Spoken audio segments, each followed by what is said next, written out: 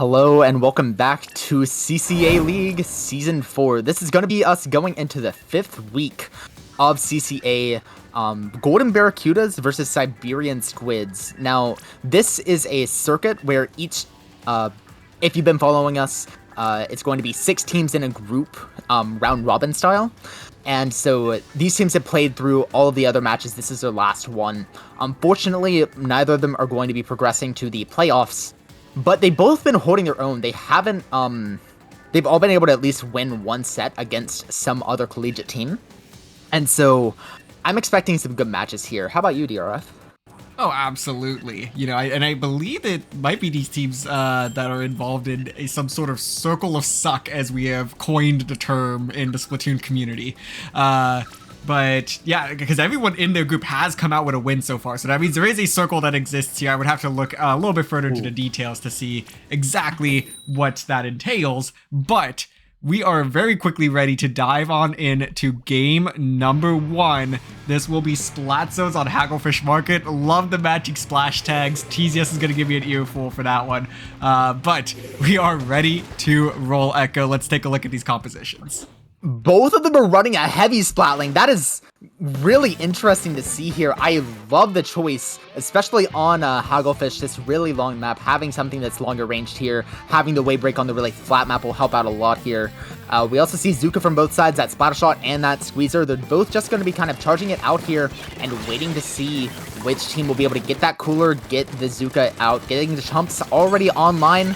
This shot has their Zuka, but they're getting a little bit pressured here, trying to back up to get in position, but Beam not going to let them through. No, not quite. And it is going to be the Siberian Squids that continue to hold on to this zone through the early game now. And it looks like McDonald Love going to go down as well. So this is all the Huskies at this point, as Golden Barracuda doing everything they can to get some of that gold ink down on this zone. Not going to be able to flip it quite yet. Finally, with the one-man advantage, able to force the flip and give themselves an opportunity here to get their first push going 1 minute into the game. That was a really solid push in with the chumps and then the wave breaker just to keep them out of zone long enough. Trying to get a bit more pressure here, actually getting the pick, but going to go down to a trade just a bit too close into the right side of the map. That heavy already set up on the zone here. They have Zuka online. Siberian Squids is retaking this zone A. They're not letting up this pressure, forcing the opposing heavy to go all the way back to their tarp. But with that flank, they might be in a bit of trouble. Thankfully, they deal with it, but seems like with the Zuka, it's still going to pick one, and it's still anyone's game here.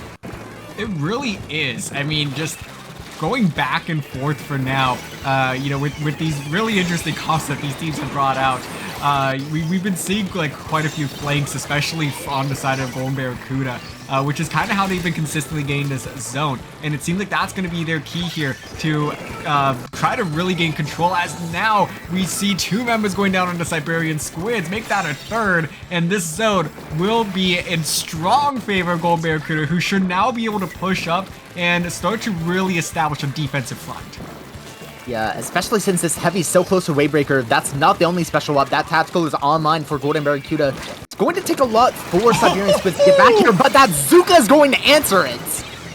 Oh, that was a huge Zuka there, and the Hammer gonna get the trade as well. And just as quickly, this zone has flipped entirely, but look at the flank, and no, it's gonna get called out. And now Siberian Squids, with 3 down there, now will get control of the zone, plus the lead. Let's see how far they could stretch this one now, because they are in fantastic position as we see Golden Barracuda staggered immensely.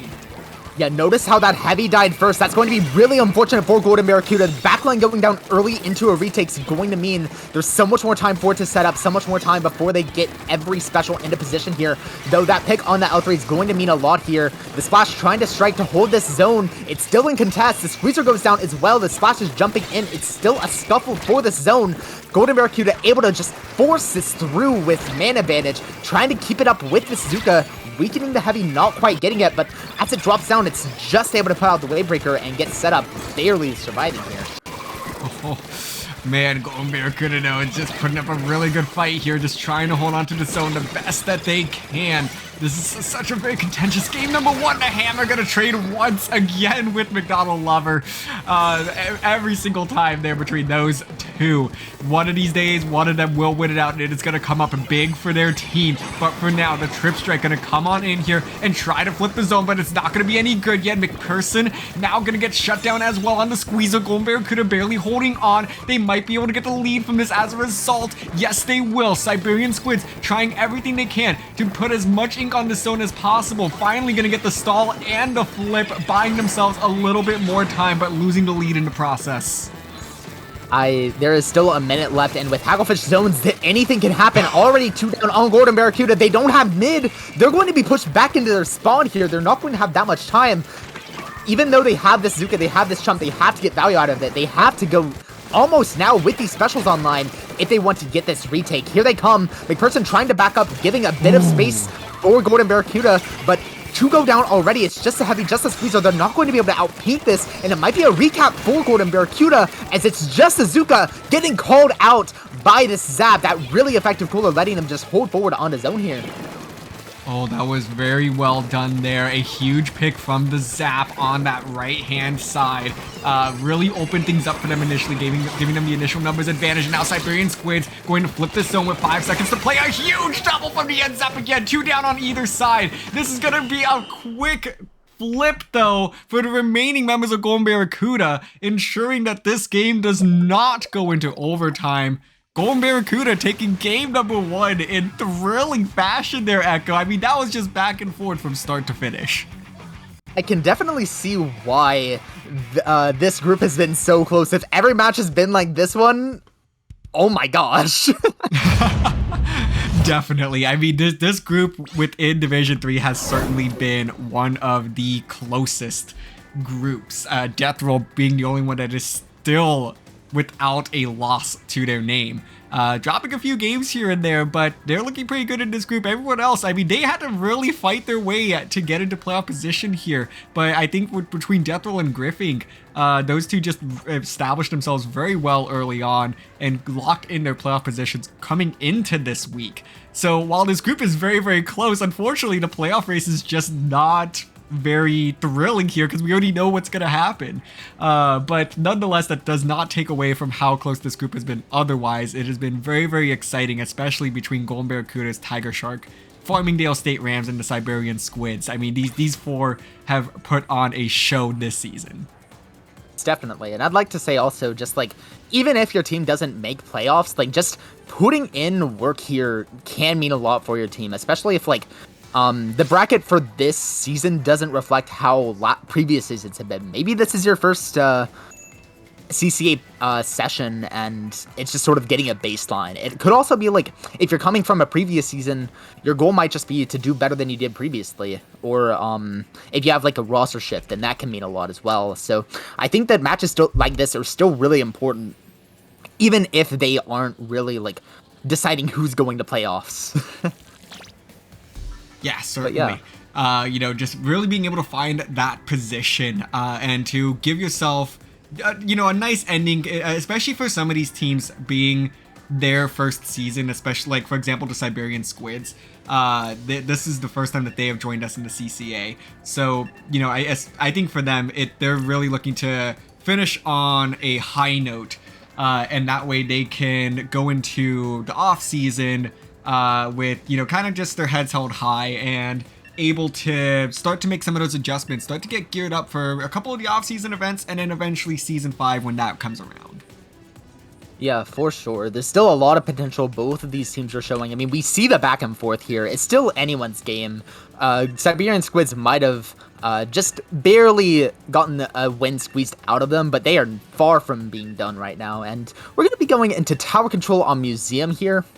I feel like a lot of the lost engagements on Zones Haggle were because of, like, a bit of flanking, where a lot of teams were flanking in and committing really early instead of just showing presence on the side and just sort of staying alive so that the opponent's attention was split.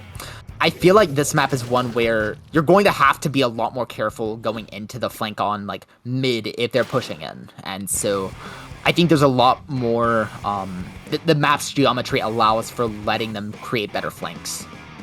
Absolutely. And taking a look at these compositions, quite a bit has changed here. Now we suddenly have 2 blasters out instead of the 2 heavies. But we do still have a Splatling duel here between that Hydra and the heavy edit. Squeeze are going to be sticking around as well, but the Dapples are coming out also. I mean, Echo, this is quite the composition adjustment.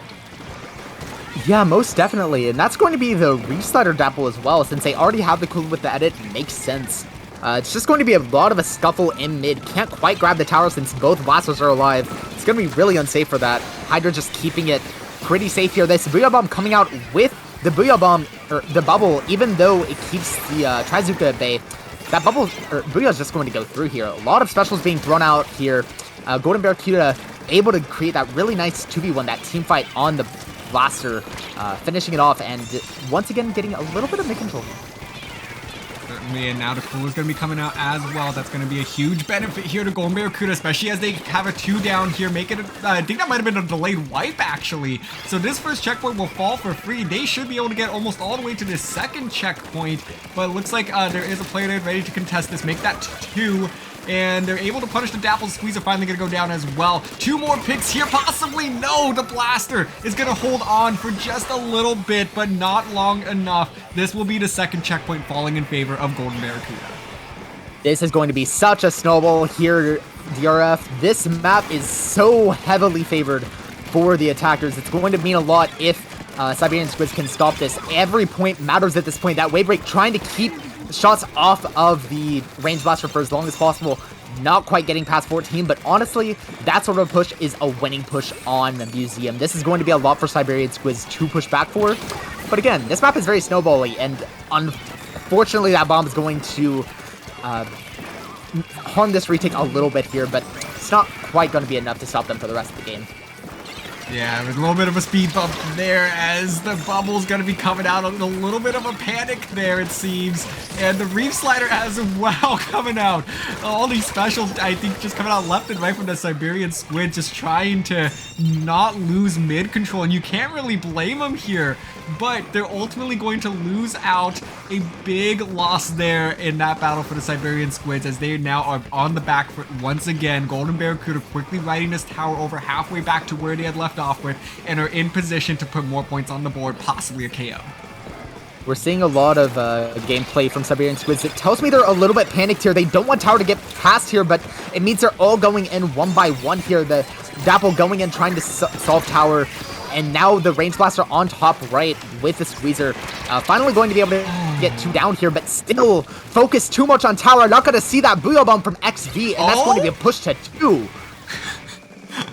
Okay, but that was a pretty clutch stop, though. I thought for sure that one was going to be over, because when you take out the blaster, especially on Tower Control Museum, that is one of your key players to get rid of. And there was just no chip damage around that tower anymore. I thought they were going to be able to ride that one out for free. And luckily, it's the Dapples that comes up big here once again. The stop and now the double. And this could be their opportunity now to get a big push going themselves. Now they're just going to have to be a little bit careful here. Try not to overextend. Try to make use of some of these specials, a little bit of that range as well. And no, it's going to be the Dapples going down here. And another one as well. The bubble on the tower is going to have to try to buy them a little bit of time. And it's not going to be any good, as McDonald Lover on that end zap going to take out the blaster, take out a couple jumps as well. But the Squeeze are still here, ready to just be a continuous nuisance for the Golden Barracudas. They don't want this tower to go anywhere. This push is not over yet. Golden Barracuda did have a delayed wipe just a bit earlier, and so even though this range blaster is going to get another pick on the Dapple, this pressure is not over from Siberian Squids. But now with 2 down, that cooler's coming out. It's going to be a lot of pressure in mid with that Zuka, and the range blaster just rushing in with that cooler, and able to pick them off, but just having to back up here. Way too much pressure on the right side, trying to help out that Dapple, able to get a pick here. Getting back on tower as they have a 4v2 situation here. This might be their push back in. This is their last shot. 15 seconds left. That Booyah Bomb is coming out from the Hydra Splatling. They have to get rid of it now. It's thrown a little early. 2v3 situation here. Siberian Squids is trying to get jumps in. This Reslider coming out, but they're on tower now. They have to kill them first. Oh, wait, no! I think they missed that by about a frame there. It looked like the Gold Barracuda got off the tower right as Siberian Squids was jumping in, but I don't think the game registered that in time. And ultimately, this will be another Golden Barracudas dub here in Game 2.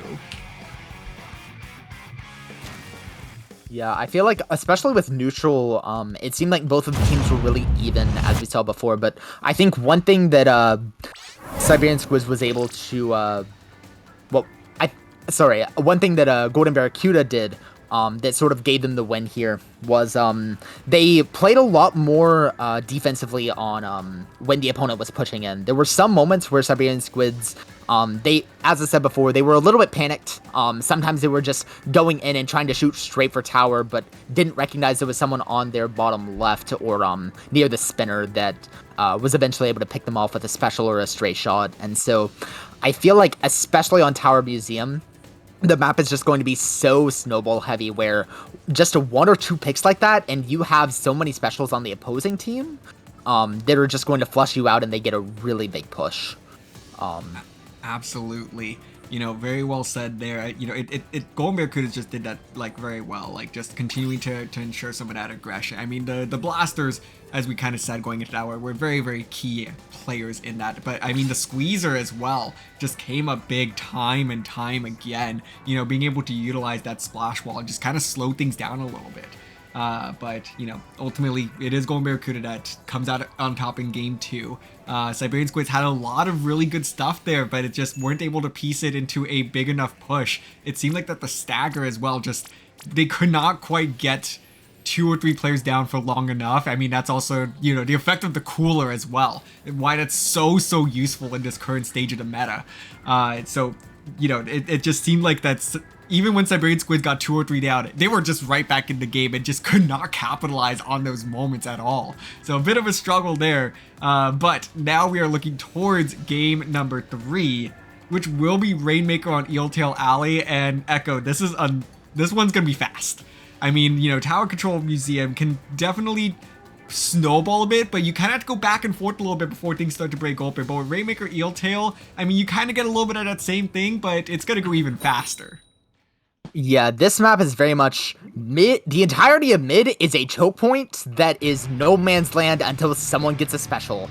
After that, if you get their bridge, the opposing team is going to have a lot of trouble getting back in. So we're going to see a crab tank coming out from Golden Barracuda, very fair with that V-Pro. We're going to be seeing an L3 with a stamp, potentially to get some more points on that grading. I really like that choice, as well as just a lot more range from both sides. Well, from Siberian Squids. From Golden Barracuda, they actually have a little less range since the Squeezer is now the crab. So true. Yeah, because that pro is going to be the longest range that Golden Barracudas has at this stage now. So they're going to aim to just be a lot more aggressive here, and it looks like it's at least paying out in this initial fight, as they had a couple of quick picks there, able to push us all the way up to the first checkpoint and getting 3 down as well. It's just the Dapples that has to go up against this crab and is not going to win this one out. So it is going to be a devastating blow here to the Siberian Squids, as this is all the way down to 26 points remaining already, and they're going to search for more all the way down to 20. This is about where these pushes tend to stop on the first go around, and hey, if you're going Barracudas, you're pretty satisfied with this one. yeah, we already see this pro just sort of backing up and even giving up the opposing bridge, just trying to play a bit more from mid here, knowing they're going to push in with a lot of momentum, just playing for that crab tank, playing for their side of mid more than anything here. They have that push to 20, and honestly, they don't really need to push that much further than it, especially with this cooler, with this Inkjet online, with this Reach Slider popping Rainmaker. It did not pop Rainmaker. That Sam coming up, going to get 3. Finally getting that Rainmaker pop with Reach Slider not having a hitbox. And this Zuka pressuring their bridge enough, maybe they can get their spotling up there. And no, that was, you know, such a missed opportunity though for the Siberian Squids.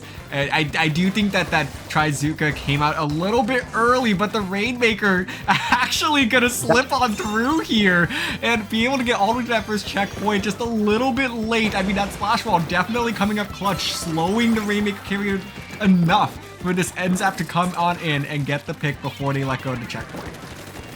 Yeah, it's now a bit more of a scuffle from mid here. They have Zuka, they have Crab on the side of Golden Barracuda. This is going to be a tough amount for Siberian Squids to get back away from. Might even mean that Golden Barracuda once again gets their bridge. We see the Zap trying to get on, once again trying to keep this pressure. This trade on the Stamp, another trade coming out. 2v2 situation here. Not many specials on the side of Siberian Squids. This might be Golden Barracuda trying to set up another push here. Yeah, it very well could be, as they're going to get behind the Trizuka, able to pick off the heavy edit as well. Looking for a third. Yes, they will. My goodness. And that's a delayed wipe. What a play there by McDonald Lover. And this Rainmaker is on its way. And then the cooler comes out. They're going to have so many more fights here. Once again, getting another pick in the 6th one. Oh my goodness. McDonald Lover, have yourself a game, my friend. That's going to be 3-0 for Golden Barracuda. I don't have any notes. I mean, what more is there to say there? I mean, McDonald Lover just shined at the very end there, coming up with some big plays left and right, got themselves a 6-piece Happy Meal there, and they walk away very, very happy with this dub. Yeah, I didn't know they served Huskies at McDonald's, but I guess that's a new thing on their menu now. Oh man, I mean, but what yeah. a play there. You know, and now we do see it is the Golden Barracudas up 3-0. This is match point, and the Siberian Squids looking for answers now. I mean, that first game was really close initially, but Golden Barracudas have seemed to kind of have figured this out and have run away with games 2 and game 3, each one being a little bit more just momentum behind their backs here, as they're starting to seemingly steamroll this one. Yeah, it's going to be a big uphill battle here, especially on Clamblet's ship shape. I feel like this is a map that's going to also really punish the same mistakes that I've been seeing, where it's mostly just if you have control of an area but cannot push further than that, ship shape is going to be a very big choke point near the clam basket. And so if you can only hold mid, often it's just better to like hold that area and then wait for super jumps in. And I feel like that's sort of what's been Golden Barracuda's strategy for the other maps like Eeltail. We saw them sometimes get just barely enough in on the opponent's bridge, but we saw with that Zap, like, they didn't quite go for the flank until all of their teammates were up and ready to go. And then on Tower Museum, often they were getting jumps in from people respawning as they were dealing with Siberian Squids trickling in. So I feel like on Clams, especially, like, a lot of that waiting for your teammates to jump back in and just playing to hold space also means that as time goes on, you're getting more clams on the map in your hands, and so it's going to be really tough to defeat that sort of playstyle.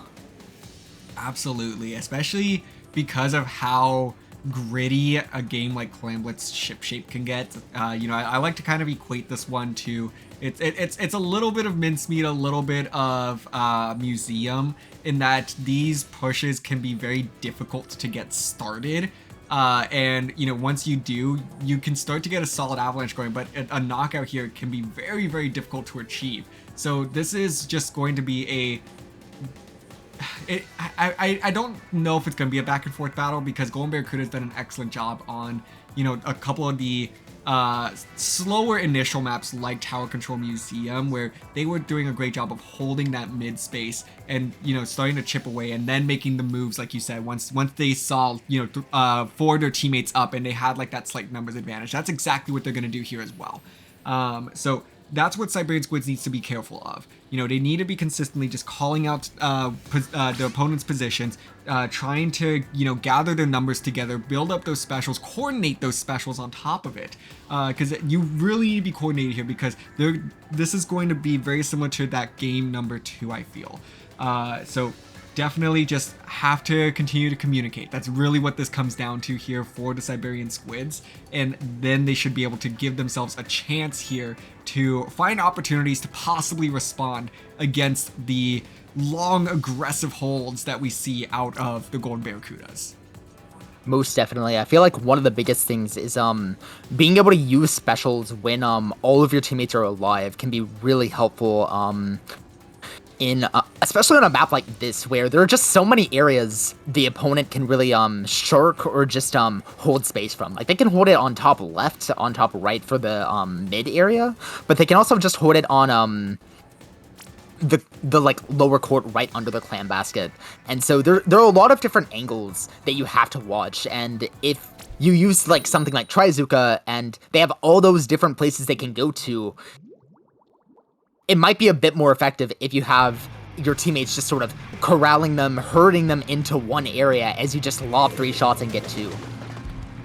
Absolutely, you know, and that's going to be a large part of that coordination that they need to achieve here. As we dive into game number 4, it's Clamblitz on ship shape. Take a look at these compositions. It looks like Gold Barracuda's changing it up here. I mean, we're now seeing a Tri-Stringer and a Carbon Deco. Yeah, I feel like I can see both of those picks here. Carbon is a really good weapon for, well, Zuka's a really good thing for this map, and I feel like there are a lot of striking positions that Carbon can get away with on this map, and then Tri-Stringer just gives a lot of ping control for it. It's Carbon already going to be dropping down on right, getting a huge flank on them, just getting a trade that tries to push for not letting them in any further, but that whale is going to catch them out. They were a little weak from that initial scuffle. So mid's going to go to Golden Barracuda at the start. Yeah, and it looks like with the slight numbers advantage here, Golden Barracuda is just buying a little bit of time, trying to make sure that the pathway is clear for a push. And it looks like, no, with 2 members going down, this Tri-String is going to have to back up, try to preserve their life, get a couple of jumps in, hold on to this power clam. And with this killer whale ready, they might try to just hold off the opposition here from trying to retake mid. No, just gonna actually hold on to it instead. I'm kind of surprised here. Just let their teammates put in the work instead and possibly get a couple of kills here. But look at the jump, actually. No, they missed it. Wait, do they still get it in? Okay, they got it in, so they have this initial push here, and the shot's coming in with that flank. That's going to actually mean they got a lot of winning fights there. Surprisingly, and so Golden Barracuda is just going to get a pretty sizable 56 initial push here. They don't have any more clams, they're 2 down, so they're just going to be backing up, recollecting themselves at mid. This Tri-Stringer setting up on top right, just giving their teammates some jumps, as this Tri's trying to find some way to get in with potentially the Zuka. Oh, and I love the pick of the Tri-Slosher here, because it does a really good job of, you know, especially working around mid especially. But they need to start working on trying to build up this pool a little bit more, because their teammates are going to really be relying on that here. As much as the Tri-Slosher just loves to kind of shark around and whatnot, here you definitely need just to be a little bit more of a support player. But I mean, oh, McDonald Lover, you know, with the cooler as well, gonna actually be the aggressor on this push for Golden Barracudas, and this might be an opportunity. A huge double on the Zuka. This will be another push coming out of Golden Barracuda. Yeah, that Zuka pick is going to mean so much here. They just respawned, and so they're not going to have that much special here, but this shot taking a really risky fight here as the Tri is able to finish it off. Not many points coming back for Golden Barracuda. They lost all their clams on that push, and so Zap and Tri-Stringer once again just going to be a mid, waiting for those jumps in. Now the Tri has Cooler coming out here. This is going to be a bit of a tempo shift, allowing Siberian Squids to get in a little bit further, but here comes the whale, and with the buffs that it's gotten lately, it's giving so much damage onto this Tri-Slosher. Compared to like most shooters, Tri just doesn't have that much mobility, and so it's going to have a much tougher time against the buffed whale, but that Zuka coming out, able to get a pick on the Tri-Stringer. Kraken as well. Siberian Squids is not letting this push die that early. Yeah, no, they did a great job of shutting it down there. I do think that maybe the Kraken came out a tad early there as well, but at the very least, it bought them some space, as all of Golden Barracuda had to back up to at least mid, and just to try to preserve life, try to preserve the clams that are in their pockets and get their teammates back in healthy. And no, this is going to be an unfortunate situation for the shot, as McDonald Love is just racing in, trying to get some possibly a jump setup, but no, it's going to be a power clam that's thrown to them instead, ultimately going to get shut down. Just a little bit slow on the uptake there for that push, and it's not going to result in any points for them, but they maintain this position that is once again forced Siberian Squids on the back foot. They have a minute to try to figure out how to break through this and turn a great defensive stop into an offensive push worth at least 68 points. Yeah, Beam was able to get in and get a really nice pick on the Tri-Stringer. Was a little too greedy there, and as their teammates was moving up, Elrickson did just a tad. The scout forced to back up as they're 2 down. But now going to be putting out this whale with their teammate. I do feel like... Oh, there's another flank on the right side. This Carbon behind them! Not quite going to be able to kick it off, but Cord 2 able to get that trade for them. It's 30 seconds left, and they have just the Pity Clam. There's going to be so much space in mid. Golden Barracudas has done a really good job of just holding this mid area. There's so much space to get back. This Kraken's trying to come in for it, forcing this Zuka out of position. But as the timer goes out, it's going to be a lot harder for it to hold this ground against this Carbon. Going to go down to it. And that gal also, it's just going to be the shot and the Tri-Stringer alive. Double Zuka coming out here with the whale. That's going to be so much chip damage. And they lost their ball somewhere in that, unfortunately. That's going to be a 4-0 for Golden Barracuda. Oh, man. A 4-0 sweep is how Golden Barracuda will end their season. Siberian Squids as well. So Siberian Squids ultimately going to fall a little bit short here. Winning in week 1, just have not been able to find a win since then.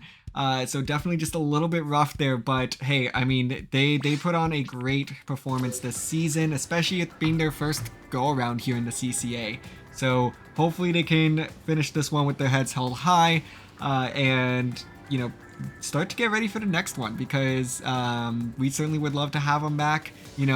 It's not the ending that you necessarily wanted. I mean, not necessarily for either team, as they both are gonna be a little bit short of our playoffs. Golden Barracuda will finish 3-2, but will ultimately lose a tiebreaker to the second place team Griffink, even if they were to lose their last set of the season. So a bit unfortunate, but hey, I mean, both teams I think put on a great show. At least came out of here with a set, at least one set win each. And hey, I mean, you guys had probably one of the most exciting groups in all of Div 3. So I think that's something to pat yourself on the back for. Yeah, and I mean, like, there's also, even though, like, the set result says 4-0, like, that can be really, really demoralizing looking back on it. But I feel like in every single one of these games, we've seen Siberian Squids get a lot of retakes that have been really nice. We saw, like, even in Hagglefish zones, there was just so much back and forth. Like, it was just a entire 5 minutes. And I just feel like the other modes sort of just showed a few points to improve on, sure, but even still, I feel like Siberian Squids is the sort of team that's really nice to see in CCA, just since, like, there are a lot of places to improve in this game, and, like, being able to do so with, like, a collegiate team is not something that has been a thing for a while in the Splatoon community. Like, seeing this many teams, like, this many groups in CCA is very recent, and even though, like, you didn't quite make playoffs this time, who's to say next time won't be it? Exactly. Especially because things are always changing here at the CCA. I mean, this season, obviously, we have the larger divisions. That's kind of the key adjustment here. So who's to say what future seasons can look like as well? This is your first go around. There's always room for improvement.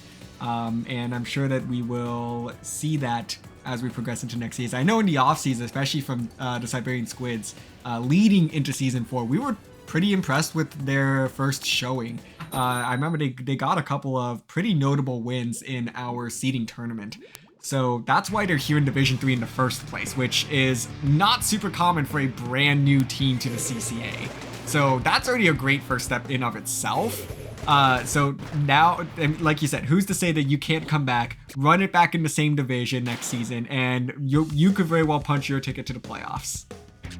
Yeah, I definitely feel like, for Siberian Squids, like, being able to get to Division 3 in the very first time, like, you're going to be set against teams that are going to be really high in caliber, especially if you haven't played in comp. It's going to be a very big tempo shift, so there's going to be a lot of changes here. We're seeing the rest of the set play off here as it's a best of 7, and we are seeing a huge shift here. Golden Barracuda going delayed wipe here as Siberian Squids just takes all of mid here, and going to be capping the zone initially. It looks like both teams are going to be cooking here, as in CCA tradition, we are seeing the play all 7 play out here. Just a, fun opportunity for teams to, play out all the games. I mean, they set aside an hour to make these games happen, especially like in a sweep. Might as well play out the last couple games. And both teams definitely taking advantage of this opportunity to try out some stuff, it seems. And so far for the Siberian Squids, it looks like it's paying off as they're able to punish this double backline comp that's coming out in Golden Barracudas. I mean, Siberian Squids also has a double backline comp with the heavy plus E leaders, so I wouldn't give them too much credit there. But, yeah, there's going to be a bit of a back and forth here. Golden Barracuda's getting back the zone here, but it's still far from their mid, though that Zuka might be changing that. Certainly. I mean, this is starting to look more akin to that game number 1, Hagglefish Splat Zones, where these two teams definitely went back and forth in the early game. And I mean, that just might be a testament more so to Siberian Squids just feeling a lot more comfortable in zones over the other modes. Because, I mean, so far, this is, like I said, definitely looking like their best performance from game number 1.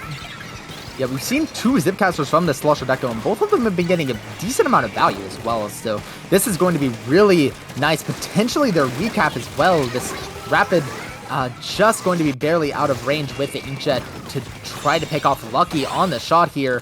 Unfortunately, as they go in, another wipeout, and that's going to be Barracuda keeping the zone. They don't have much time. Siberian Squids needs to get back very quickly here.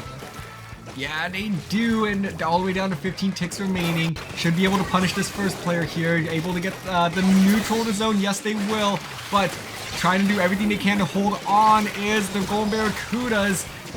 See if they... Ah, man, where's the rest of the player pressure? There it is. Finally going to be able to flip the zones with that 3 down. Cutting it a little bit close, but ultimately buying himself just a little bit more time as well. As this Slosher gonna come up with a couple of big picks here. I mean, the Slosher's been doing it all for the Siberian Squids in this one so far, as we see them get another triple.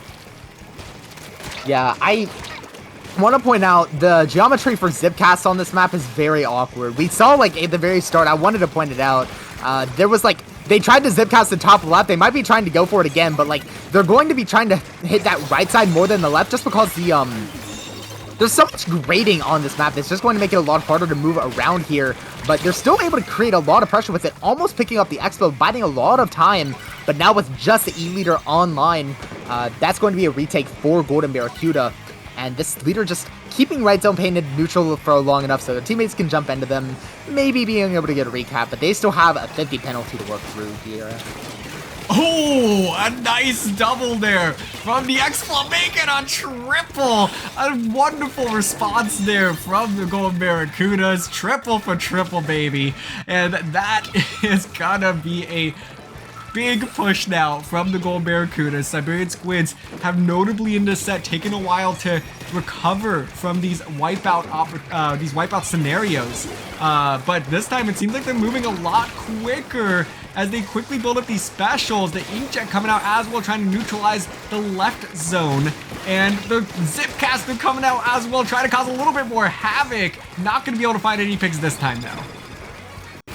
Yeah, the leader going down as well, trying to peek that right side, not quite going to be able to find anything with it. The wave break marking 2 of them, but might just not be enough as they neutralize it at 1. They just need a recap here. Unfortunately for Siberian Squids, that's going to be another game for Golden Barracuda. Well done by the Golden Barracudas there. I think that's the thing that's become evident here, though, is the Siberian Squids definitely feel most comfortable in splat zones. It's just that the 2 games where we've seen the most life out of them, and they've just been playing with a little bit of an extra pep in their step. They were making some really big plays there, and just playing with a little bit more speed, a little bit more energy, and I love to see that out of them. Now they need to figure out how to kind of take that and apply it to the rest of them here, because the other ones just, it felt like something was just missing a little bit. But I mean, I love the energy that they brought into this particular game here. Even though the match is all said and done, they really still gave it their all, and I don't know, I really like the Siberian Squids. I really want to see them do well, and I think that there's a lot of good learning opportunities from here for them. Yeah, I definitely agree with that. I think one of the big things with, like, being able to just have your set streamed is not only are you like able to be seen by like other people, like it's a lot higher stress, but like giving yourself those stressful games, you're only going to get better from playing them more. As in like the higher stress games you go into, the better you'll be playing in future high stress games. And so I feel like there might be a little bit of like I guess camera shyness potentially, where like when a team is being streamed, sometimes they just make some plays they wouldn't normally because they're just focused on like the tenseness of that match. But as time goes on, as you get more and more of your matches streamed, it sort of just becomes second nature. As someone said in chat, yeah, it's just growing pains, and eventually like it will help a lot, especially since if you look back and hear the commentary, then you might be able to pick up a thing or two that like you didn't notice that you did the first time you were just playing through it. Exactly. And I mean, Echo, you and I have been around the block here in the community, so so I think we have an idea of what we're talking about some of the time. So you know, there's always something to be learned from you know, commentators or from other teams or just anybody, because it provides a fresh perspective. You know, you might not necessarily agree with what, you know, we might be saying or with what another team might be saying, whatever, but there is always something that you can get out of it, like, okay, but why did they say that? So you know, just always ways to build and to continue to learn. As, oh gosh, what is this double blaster combo that we are seeing? So I want to say, if you bring out Clash Blaster on any map in the game, Tower Sturgeon is the map to bring out Clash Blaster. That is true. This map's geometry is just by far the best one for Clash, and so I haven't seen one competitively in months, maybe even years. So this is really fun to see come out here. Unfortunately, gonna go down a little early to the Splattershot Pro. They have 2 specials online, but they did just go 2 down here, so might have a little bit of a scuffle trying to hold this tower for checkpoint. Oh, and I think the Blaster E-Leader combo, they're able to contest this tower. That's going to be the challenge here for Gold Barracudas, is that E-Leader on snipe and the Blaster with its range is going to be able to continue and chip away at the tower. But if they're able to just continue to get picks and wipes like that, that's going to be their key here to progress this tower as far as possible, as we now see Lucky and I believe that's McDonald Lover all the way up on the front lines here, trying to get pick after pick, and they allow us down to go as far as possible. Unfortunately, going down early with that cooler is going to mean that the rest of the team won't get it. This Booyah Bomb coming out, trying to stall as much time as possible for those jumps to come back in. This pro's going to get a pick on one, but it's going to trade out as the teammates are jumping in. Just a bit too much time here. Siberian Squids in position now, having that Zipcaster ready, going to try to get a pick on this Blaster, able to get it, but oh no, they didn't get tower. Yeah, and I mean, that's the fire you play with when you do run double blaster like that, is that you are going to be at a significant paint deficit, and you need to find opportunities to really pick up on that slack. And it just didn't seem like that comp was necessarily the answer. I mean, like we said, Clash, that was probably, if you're going to bring out Clash, that's the map mode you do it on. Now, did they need both blasters? Maybe not. But, you know, I think an additional painting weapon there could have been very, very beneficial. But hey, it's after the set. This is your opportunity to have a team be your captive audience to whatever compositions you want to cook. So that one didn't necessarily work for this combination. But there is some serious potential in the direction that they were going, you know, to have those blasters continue to get some of that chip damage in and around the tower, just make it difficult to push that objective. The E-Leader as well, you know, was in some crucial spots also, but it just seemed like Gold Barracudas was able to punish the paint difference significantly, just basically walked right all the way up into the spawn area and was able to cause enough havoc to distract from how far that tower was being moved. Yeah, I feel like because the set's already over, I don't particularly think that the team was looking more for like comps that are seen as like having like a lot of pain, for example. Like, it's not going to be someone's priority compared to like, we're just having fun, I want to play Clash on this map, let's do it. But I do think that like at the very end there, I like what the Slosher did, trying to flank under the left side, but there comes a point where, like, if your teammates aren't in position to be able to physically get on the tower when they're close to knockout, it doesn't matter how much space you get around the tower if someone of the opposing team is still on it and pushing it to knockout. Which is honestly why I was so surprised at that, because I kind of assumed that the blasters would be shooting at it. Oopsies. Oh man, yeah, for sure. I mean, you're right though. It is post set, so it's kind of a little bit hard to decipher what is them cooking and what is them like cooking, you know. Right. So what is the recipe that is being constructed here? Is it one that they're just, you know, trying to, hey, let's see what sticks, you know, throwing spaghetti at a wall, or is it like, okay, well, you know, we're meticulously going to be trying to shift a few things as well just to kind of learn something. So it is a little bit harder to decipher. You can try to take your best guess, but especially, you know, with the compositions we saw all set long, I think that is what makes this a little bit harder as well, because these teams have just been bringing everything and anything that fits in their pockets to this set, which makes it all the more exciting. So we're diving into our last game in this, what is now a friendly play all 7 between these two teams, and cooking once more, Echo. What are we seeing here? Yeah, so I feel like we saw this in Game 5 as well, but we're seeing another double backline coming out from Siberian Squids. I feel like it's at that point where, like, after... It might be a situation where the Heavy and Leader both have it as their favorite weapon, and they recognize that, like, okay, during set, we're going to switch off who plays backline. But now they're just kind of going for it. And honestly, this is a map where I can kind of see it working, because, like, the map is split from left and right, and so both of them can just get a lot of range here. A lot of area denial, as that Heavy's just trying to set up on the bottom right. The Luna's just having fun on the left side, getting 2 out of nowhere, having that stamp thrown at the Charger, almost getting it. Zipcast coming out here.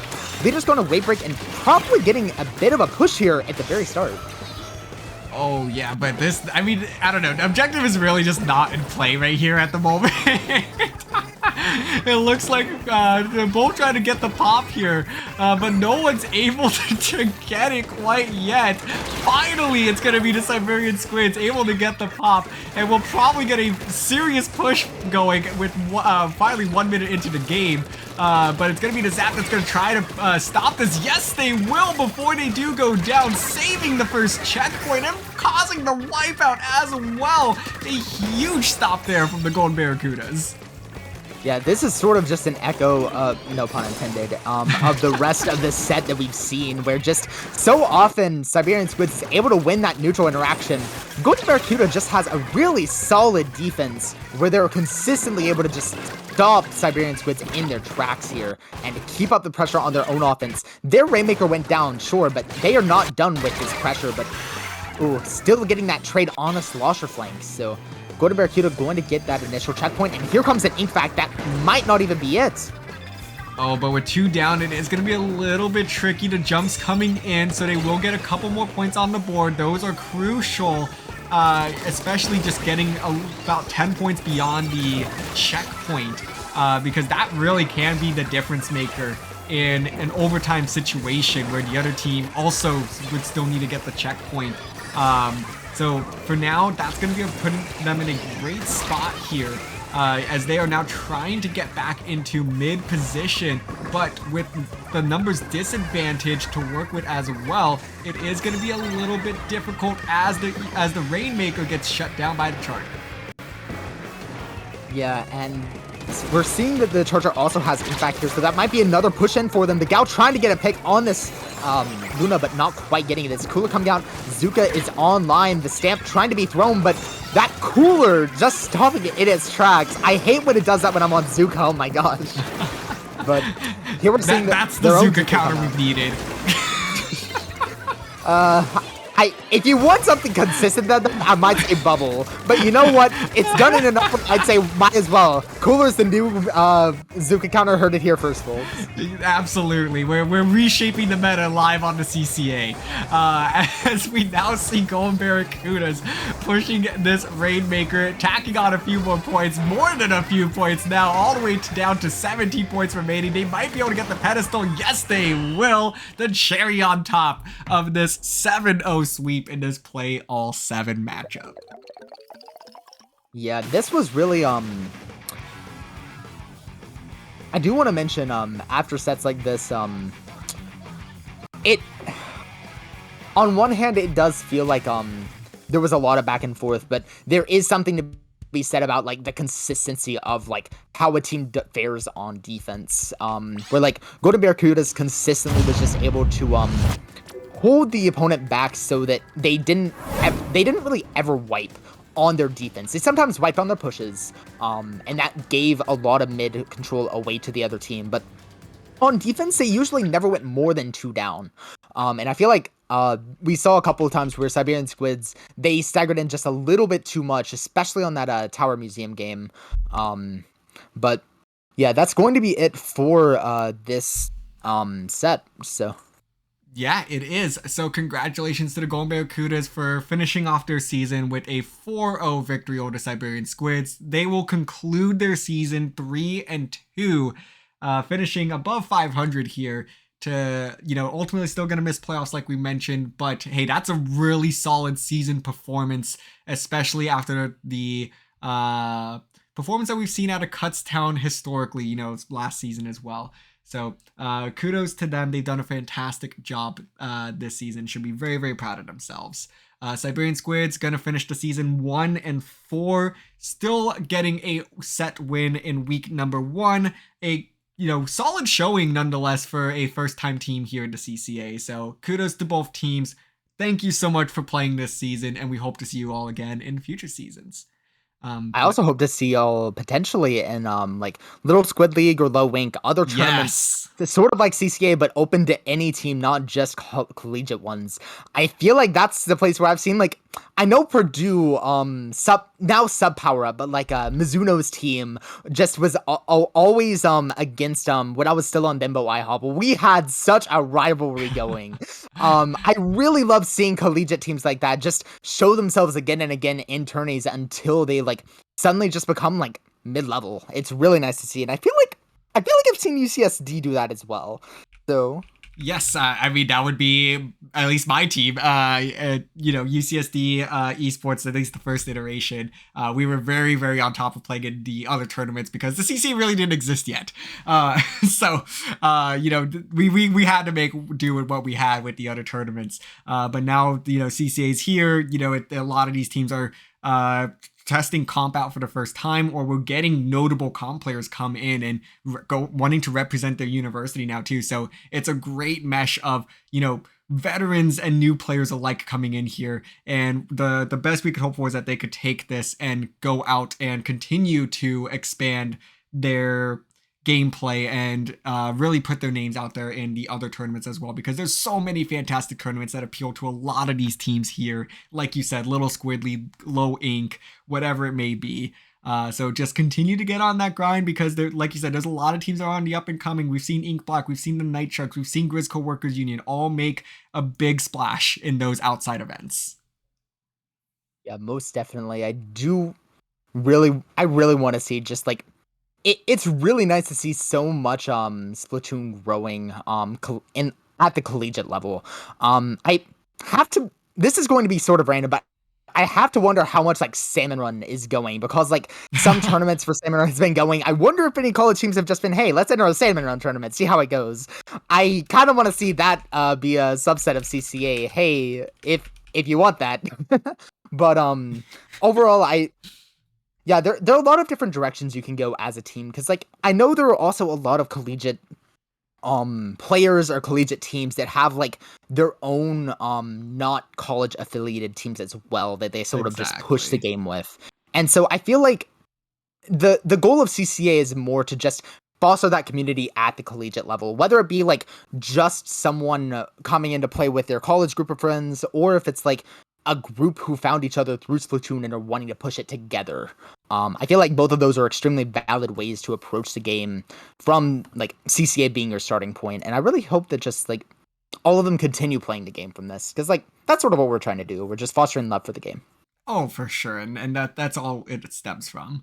Well, with that said, though, we do have another set on deck. So, Echo, I think it's time that we head on out here and start getting that next match on board here. It's going to be a very, very exciting matchup. It is Sun God Squad versus the Table Terp Troop in Division 6. This is a win or go home matchup for these two teams. The winner makes the playoffs, the loser is out. The stakes cannot be higher in this Division 6 showdown that is coming up next. Echo, thank you so much for joining us today. Go ahead and plug yourselves. Where can the people of our chat find you? Yeah, don't forget to stay for the rest of it. But until then, you can find me on I stream sometimes at Twitch at story_echo. You can also find me on Twitter at storyecho_. I think on Blue Sky I'm story_echo as well. I think when I was applying for one of them, the underscore was already taken, and so I just put it in a different spot and called it a day. But also I do a lot of like coaching and occasionally streaming my perspective on tournaments like SOS. So feel free to tune in there. Awesome. And as for myself, what about you? Yeah, you can go and find me at DRF_Splatoon on Twitter, TritonDRF on Twitch. But as always, you can find me right here at the CCA running all things collegiate Splatoon and behind production for this next matchup. Stay tuned. A high stakes Division 6 matchup coming up next. You do not want to miss it. See you there.